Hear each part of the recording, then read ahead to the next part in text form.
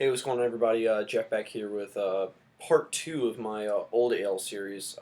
Last night I did the hibernation ale from Great Divide, and then tonight I've got old stock ale from North Coast Brewing. You can see I got the little whale tail right there. But this one is a 2010.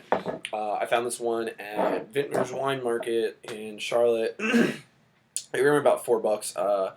I think that's a remotely fair price. I've seen it. At a lot of places for about that much, if not more. Um, but so this is their old ale. They've been brewing it for at least 10 years, if not longer. And they said that it's designed to be laid down and mature with age. So um, should be pretty good. I'm excited.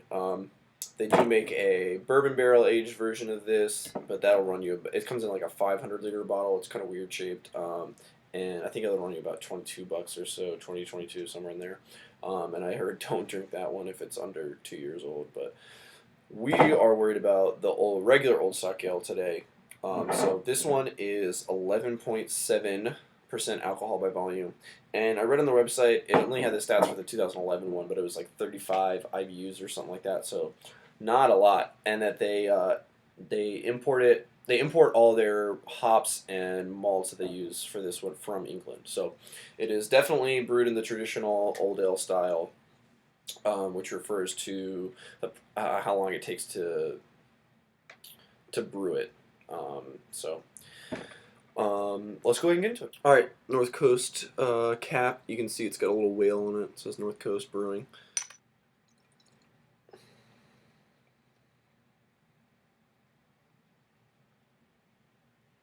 Okay, and I can already smell the malt and the fruitiness coming off of this one.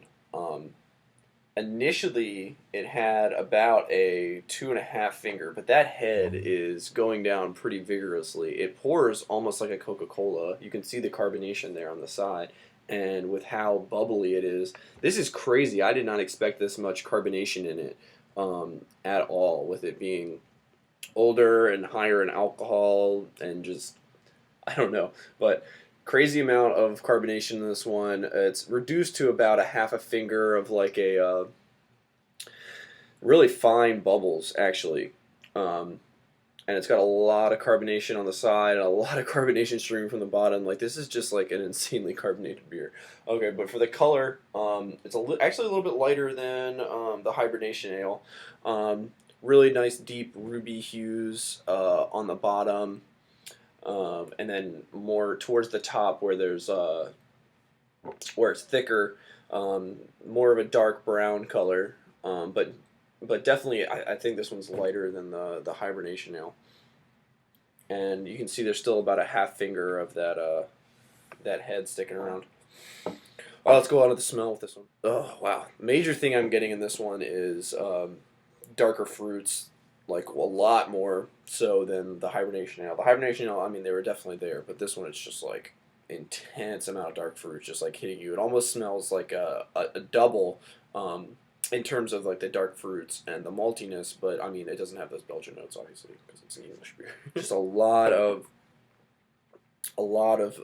sweet malt, like caramel, molasses, brown sugar. It just smells incredibly sweet and. I don't smell any alcohol or anything like that, and that's good, especially considering it's 11.2% alcohol by volume, or 11.7, even more. And then now the head has completely gone away, and you're just left with like a little fringe of lacing right there. But it's got some pretty big alcohol legs. You guys can see going up streaming up the side of the glass. And we'll see how it does on lacing, but since the head went away, I would assume that it's not going to be too much. But let's go ahead and give this one a taste. I'm excited. Cheers. That's really good. That is super sweet beer. Just like the smell, it follows that really well with those extreme amount of dark fruits and just really rich maltiness, caramel, molasses, all that stuff that you would expect with this beer, and it's just. I don't know. It's really good and it's really complex, and each sip kind of tastes like a little bit different. And that there's an insane amount of carbonation, and it's kind of I don't know. It's kind of tingling on my tongue, and I can still see it like churning up in the bottom. Like this is just insane, the amount of carbonation in this one. It's definitely a medium to full body. Not getting any alcohol in the taste, but I'm definitely feeling it in my throat and in my chest. Not surprising with it being as big and bold as it is. Alright guys, so I'm going to sip on this one for a little bit longer and I'll come back and give you my final verdict in a little bit. Okay guys, I've been sipping on this one for a little bit longer. It's been out of the fridge for 45 minutes to an hour now, and as it's gotten like really warm, I mean it's still a little cool, but it's definitely 55 or so degrees. The alcohol is starting to kick in a little bit, but it's definitely not too bad. It still is an amazing beer. I'm gonna go with an A on this one. It's definitely a great beer. The thing about this one, which is different than a lot of the other old ales that I've had, it's got a way more dark fruit in this one than in the other ones. Other ones have been, the dark fruit's been there, but it's been more subdued, kind of turned down a little bit. And the malt has been more assertive, kind of like a Scotch ale or like a barley wine kind of a thing. But this one, the dark fruits have just been ramped up. But it's a great beer, and each sip you're getting something different from it. It's got a lot going on for it. And it's pretty good. I think you should pick some up if you can.